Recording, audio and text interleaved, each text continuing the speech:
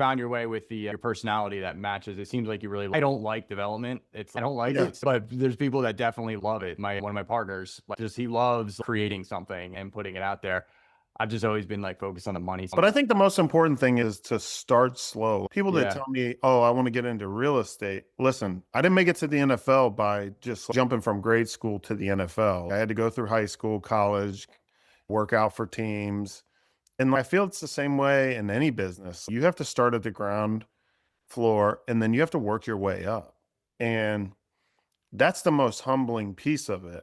And so I always tell guys, like, hey man, you want to get into real estate? Go buy a duplex, go buy a triplex, manage it yourself, learn what it is to own a piece of real estate if that's what you really want to do, but start small, right? And if you don't like it, over time, sell it, get out of it. But then you can also be an agent and see the deals that are coming across the table and say, oh, I could do that deal. Oh, I seen that guy do that deal and I seen everything that he had to do to make it successful. Oh, I want to try it now. It's very easy in real estate to get hurt. Yeah. You can, a lot of people think, oh, real estate is so safe. It's one of the best things. Well, yeah, if you buy it for the right price and it's a good piece of real estate, and you're not over levered, there's a lot of things that go into being good at owning real estate. And if you don't pay attention to those details, you can get smacked real quick. Oh And yeah. and Yeah. You so just.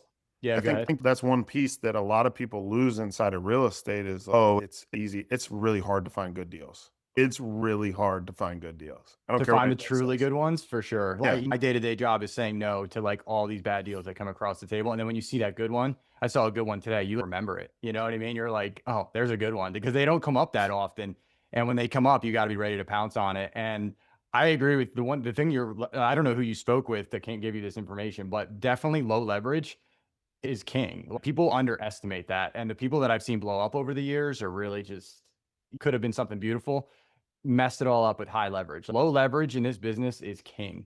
If you can find a way to be in that position and be patient with it, so when I had done the property management space, I've seen hundreds and hundreds of investors in different kinds of capacities, rich, poor, whatever. And the ones that just, even the ones that came in with a lot of money, 100 properties, 200 properties, whatever it was, if they were high leverage, they blew up. They would always blow up. And the ones that were low leverage, maybe they had like 6 or 7 properties, but they were like netting $1 million a year on 6 or 7 properties. And I'm like, what are you doing? He's, I don't know. I just didn't take on leverage. And that was it. Like, that little secret right there for anybody watching this. It's very easy to leverage, right? It's very easy to leverage up when you have equity, and Yeah. but that's a really good piece of advice. So whoever you're getting that And advice from is good. the other thing is, I don't know if you can see, I see it. you see Yeah. my hat, what it says? Yeah. Overnight Yeah. success takes 10 years. Yeah, it's So good. I feel it's the same way with owning real estate. Like all my buildings that I have bought that are getting close to 10 years, I'm sitting in perfect position. No. It took me 10 years to get there. So that's what I kind of tell people is it's a race to 10 years. And once you're 10 years in, you should be sitting, you took care of the buildings, you should be sitting in really good position. If you got to go back to the bank and pull money out, you're going to have an opportunity to do that. So I think it's a 10-year game. And I wouldn't, when I buy a piece of property, I'm at least holding this for 10 years, at least. What's your next move? You've got buildings you got about coming up on 10 years, which is your personal maturity with them. You just moved brokerage over to McCann. What do you see over the next 10 years for Yeah, you? I would say buy one or two commercial deals a year, whether that's, I really like industrial and retail real estate. Those are the two spots I'm going to probably hang out in.